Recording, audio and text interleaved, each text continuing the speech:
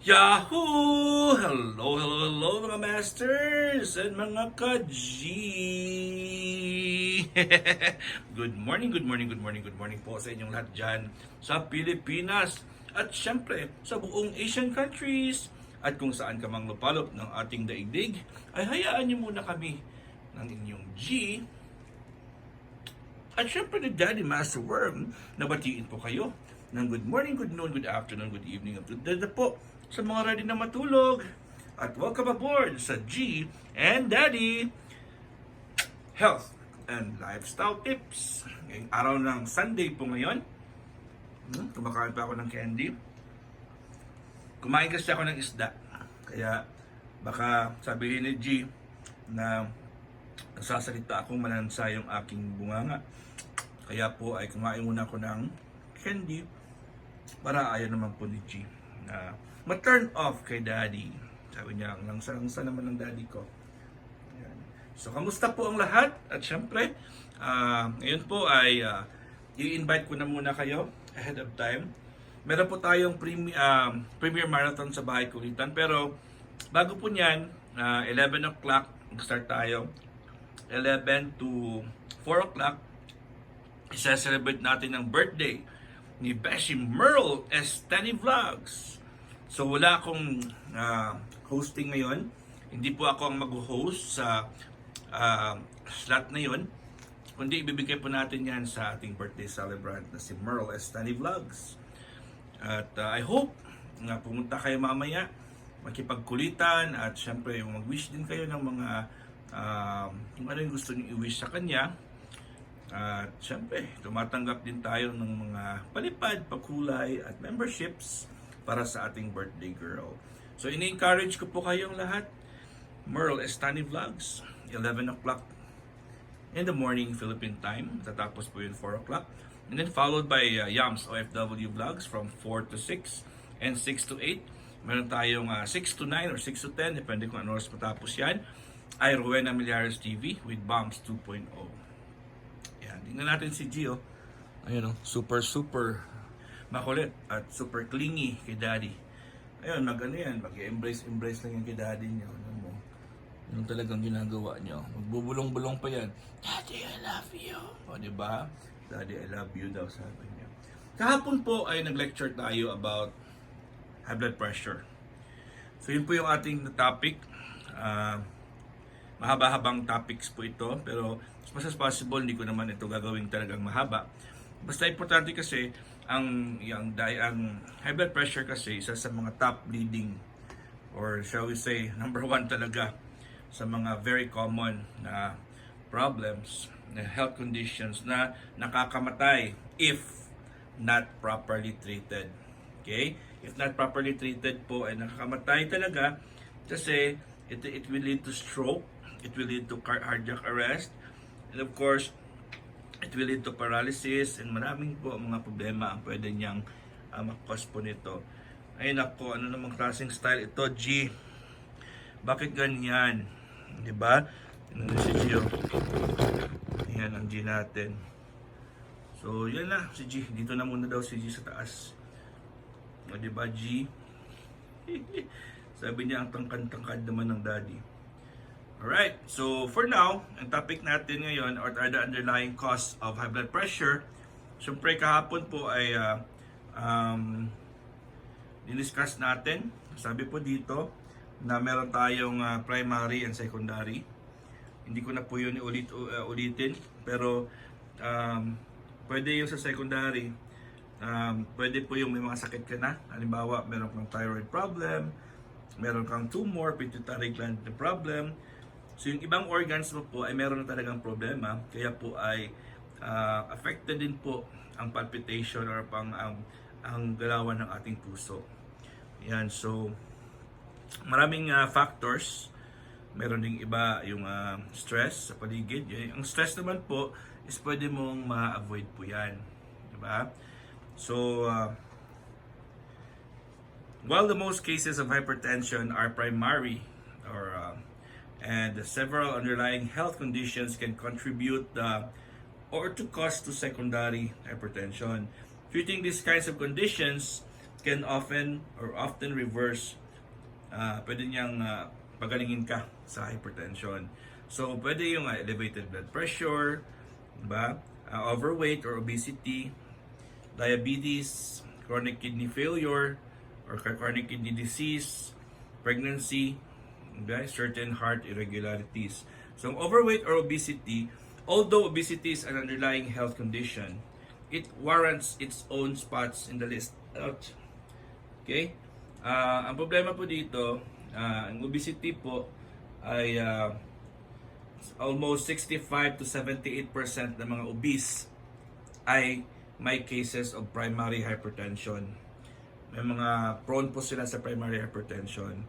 Being overweight or having obesity can cause you to develop high blood pressure. So pwede ka talaga mag-develop ng high blood pressure pag ikaw ay medyo mabigat or yung body mass index na po ay nabilong na po sa obesity level. Okay? It can also worsen hypertension if you already have it. So sa iba dyan, meron na po silang, bago po sila tumaba, ay meron na po silang high blood pressure talaga. Okay?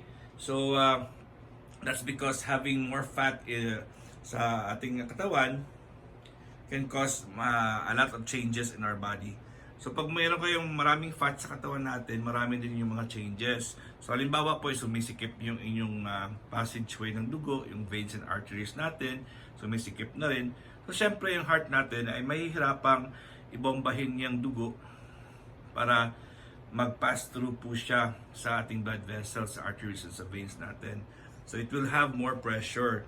Okay, these changes include hormonal and physical shifts in your kidneys and how they function. So kidney po ay affected din po pag meron tayong fats, marami tayong fats. Okay?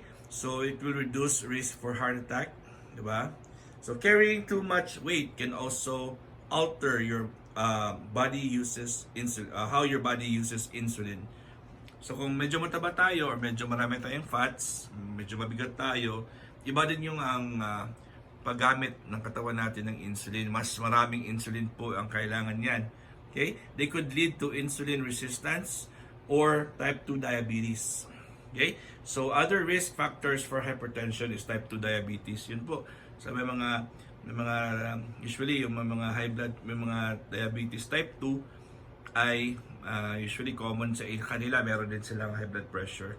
If you are overweight or have obesity, losing 2% to 3% of your body weight could reduce your risk of heart attack. So kailangan talaga ang obese natin, kung obese ka na, at least magpababa ka at least sa 2%, 3% ng inyong weight para medyo umaba din ang risk mo for heart attack, di ba? Or for heart problems. Yan ang pinaka-importante. So anong mga gagawin natin? Siyempre, importante po yung exercises. Diba? Pag meron tayong problem with overweight and obesity, importante po dyan ay yun pa rin. Let's go back again sa ating topic last time, which is more on eating habits. So eating habits natin, ayun, pinaka-importante po dyan ay magagamit ng katawan natin ang pagkain sa pamamagitan po ng digestive system natin. So yung ating laway, ating enzymes, at ang ating mga gastric juices, kailangan po yan maging strong enough, magiging very potent para po ay i-digest niya po ang pagkain sa katawan natin. Yung kinain natin, ma-digest niya po ng mabuti. Kasi pag hindi po siya nagtatrabaho ng mabuti,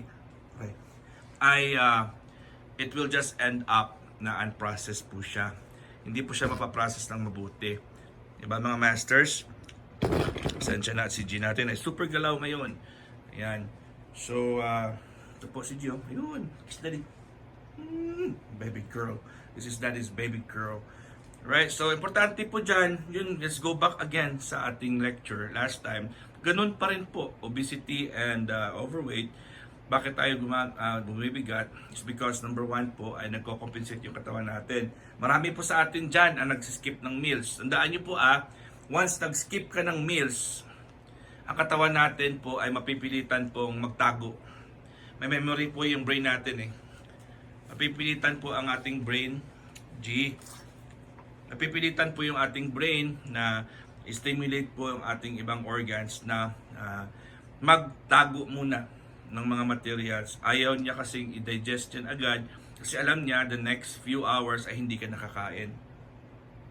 Okay? So magiging ano yan, magko-compensate siya, tataguin niya muna sa fats, as fats para daw preparation para sa next na hours meron siyang gagamitin. Pero unfortunately, pag natago siya as fats ay hindi na po siya mako-convert into food. Ang fats po ay mahirap i-burn. So kailangan talaga mag-workout, kailangan talaga mag-exercise at magpapawis. Ba? Yun talaga ang pinaka-problema. So skipping meals is not a solution. Kailangan talaga kumain tayo ng 3 times a day. 8 o'clock in the morning, 12 at noon, and 6 in the evening or 5 in the evening, in the afternoon. So 3 times a day and avoid drinking liquids with your meals. Kasi pag kumakain ka at umiinom, hindi talaga ma-absorb, hindi talaga mapaprocess ng food ng ating tiyan, ng ating enzymes, yung food na kinakain natin. Bakit? Kasi nawawalang bisa po ang ating enzymes, ating gastric juices. So at the end of the day, magpupupo ka, 3 beses ka dudumi, every time kumain ka, after 1 hour, siguro nasa banyo ka na, mag-e-ebak ka na. Or, minsan po, unfortunately, ay pupupo ka every 3 days pa. So, ibig sabihin ay hindi po siya gumagana ng mabuti ang iyong digestive system. Hindi po siya healthy. So, the best time to poop is 6 o'clock in the morning pagkagising natin sa umaga. That's why it's very important na kailangan magising tayo sa umaga at 5:10 to 5:30 ba? At hindi na natin hihintayin pa na sa hapon pa tayo magpupupo or late na tayo magising. Alright mga masters, see you mamaya sa ating Premier Marathon at siyempre birthday ng ating Burl Study Vlogs. God is great! Yahoo!